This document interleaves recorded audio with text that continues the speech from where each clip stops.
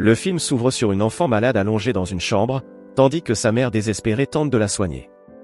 Nous remarquons ensuite un homme nommé Seth qui observe la petite fille avec attention. Bien qu'elle puisse le voir, sa mère ne le peut pas.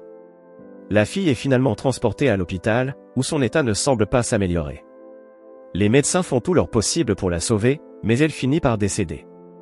Son âme rejoint alors Seth, et nous découvrons que cet homme est en réalité un ange qui veille sur les humains et les protège de manière invisible. Sa principale responsabilité est d'apparaître à ceux qui sont proches de la mort et de les guider vers l'au-delà. Seth demande à la fille ce qu'elle aime le plus au monde, et elle répond, les pyjamas. Plus tard, nous voyons de nombreux anges dispersés dans toute la ville. Il est révélé que bien qu'ils ne ressentent ni le toucher ni les autres sens humains de base, ils peuvent lire dans les pensées des humains. Seth arrive alors sur une plage pour regarder le coucher de soleil avec un de ses collègues anges, Cassiel.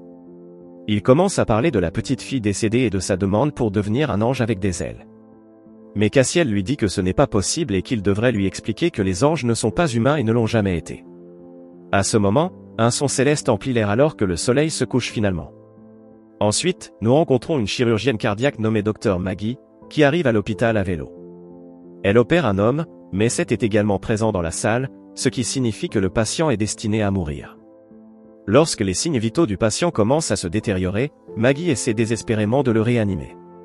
Seth l'informe que l'homme va inévitablement mourir, mais Maggie le regarde et déclare qu'il ne mourra pas. Cela choque l'ange, car les humains ne sont pas censés le voir. Cependant, à la fin, l'homme décède, laissant Maggie dévastée. Elle s'assied seule sur les escaliers et commence à pleurer de frustration. Seth s'assied à côté d'elle pour lui offrir du réconfort, mais elle ne semble pas remarquer sa présence. Plus tard, Seth rencontre Cassiel et lui demande s'il a déjà été vu par des humains. Cassiel répond par un « non », affirmant que seuls ceux à qui il le permet peuvent les voir. Seth insiste que la médecin qu'il a rencontrée plus tôt l'a vu, mais Cassiel dit que c'est impossible et qu'il a peut-être mal compris. Seth déclare alors qu'il veut que Maggie le voie, et lorsque Cassiel lui demande pourquoi, il répond qu'il veut simplement l'aider. La scène passe ensuite à Maggie, toujours dévastée et incapable de se pardonner ce qui s'est passé. Jordan, son collègue médecin et petit ami, la rassure que ce n'est pas sa faute et la réconforte. Il lui suggère également de rentrer chez elle pour se reposer au lieu de se stresser. Les deux s'enlacent, et nous remarquons que Seth est également dans la pièce, ressentant de la compassion pour la pauvre femme. Plus tard, alors que Maggie marche dans le couloir de l'hôpital, Seth se manifeste devant elle. Il engage une conversation et lui révèle qu'il est venu la voir, ce qui surprend la médecin. Il lui demande si elle va bien, et Maggie lui révèle qu'elle a récemment perdu un patient. L'ange l'appelle par son nom et lui explique que les gens meurent lorsque leur corps ne fonctionne plus, et que ce n'est pas de sa faute. Il l'informe également que l'homme est toujours vivant, mais pas de la manière qu'elle pense. Déconcertée, la médecin lui demande comment il connaît son nom, et l'ange pointe son badge avant de partir. Maggie remarque ensuite son badge et est choquée de découvrir qu'il ne révèle que son nom de famille. Au cours des jours suivants, Seth continue de veiller sur Maggie tout en restant invisible, et il semble qu'il tombe amoureux d'elle. Il commence à lire dans ses pensées et se rend compte qu'elle pense aussi constamment à lui. Une nuit, Maggie se réveille et trouve un livre sur sa table de chevet, ce qui la déroute.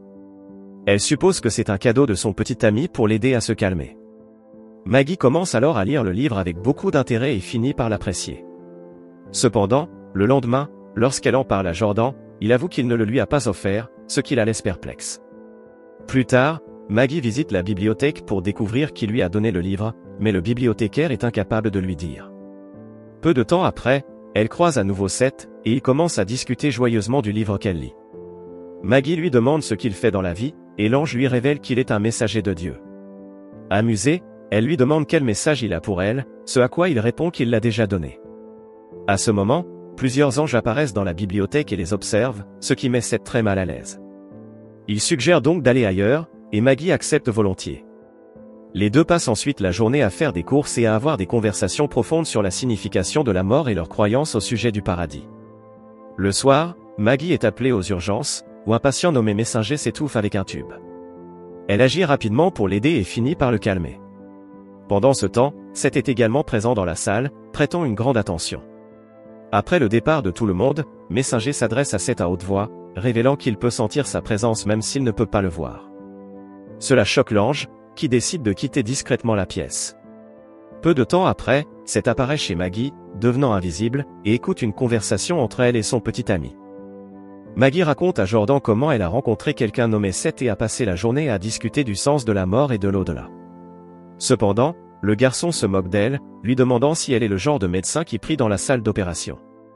Ces paroles blessent légèrement Maggie, qui change rapidement de sujet. Elle se met ensuite dans l'ambiance et a une relation intime avec Jordan, ce qui rend l'ange extrêmement jaloux. Après cela, Seth se rend à l'hôpital et se manifeste devant Messinger.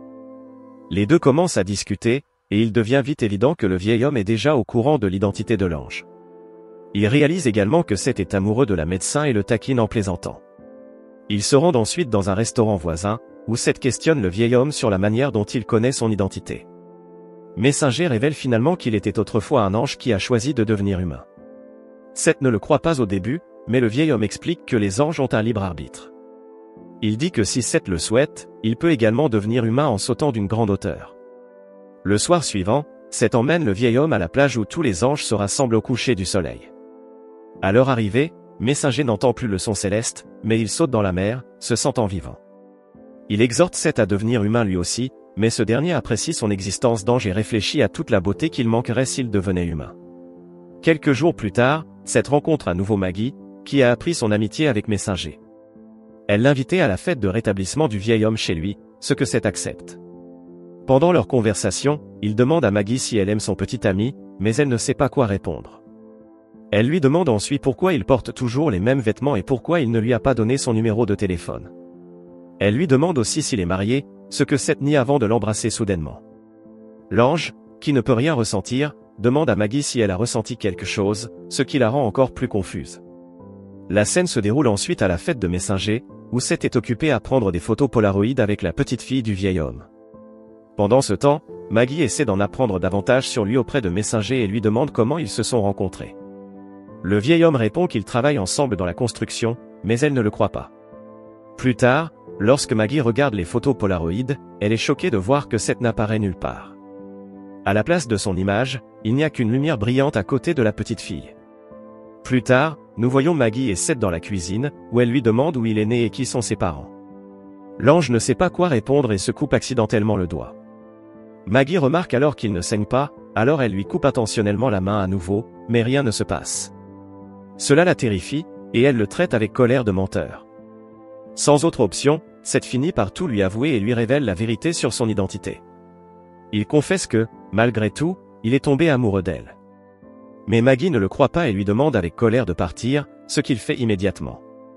Au cours des jours suivants, Maggie continue de penser à Seth et devient très triste. Lorsqu'elle arrive à l'hôpital un matin, Jordan lui fait une demande en mariage à l'improviste.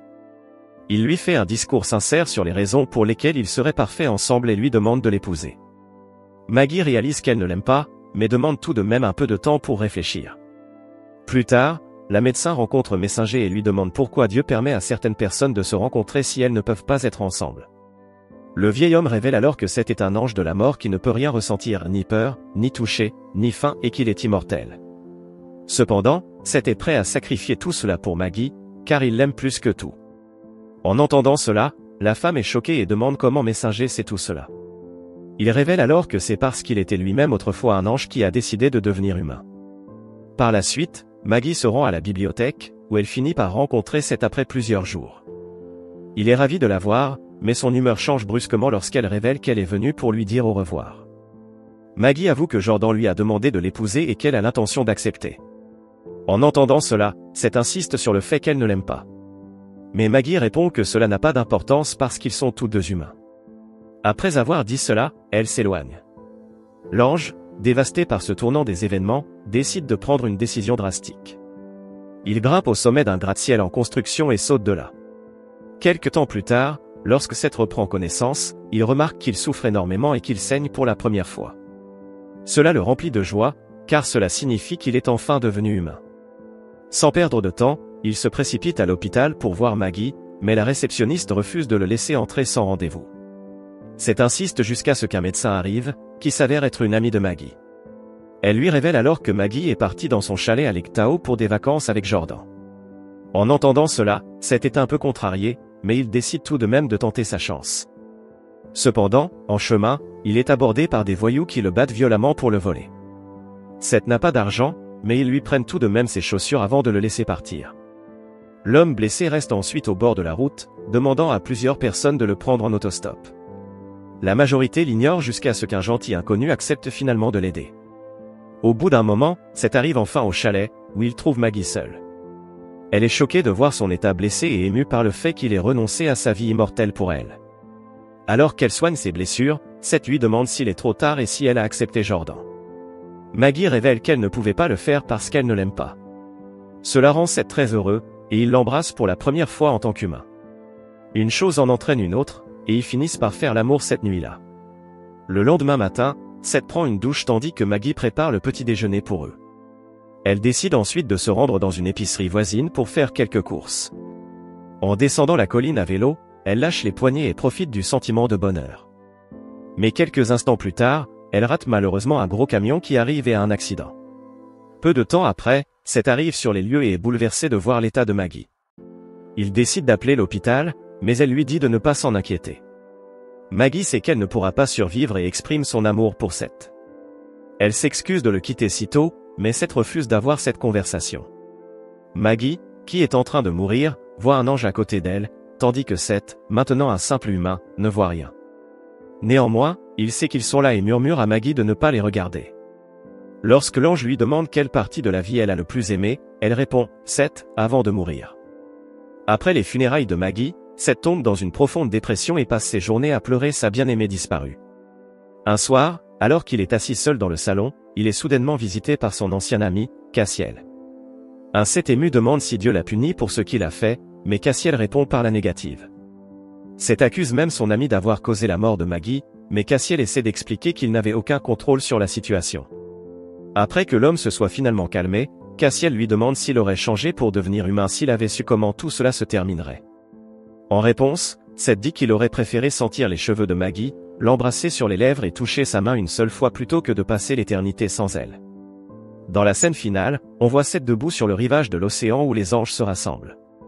Il plonge dans l'eau et décide de profiter de la vie, sachant que, malgré tout, sa vie continuera et qu'il retrouvera Maggie un jour.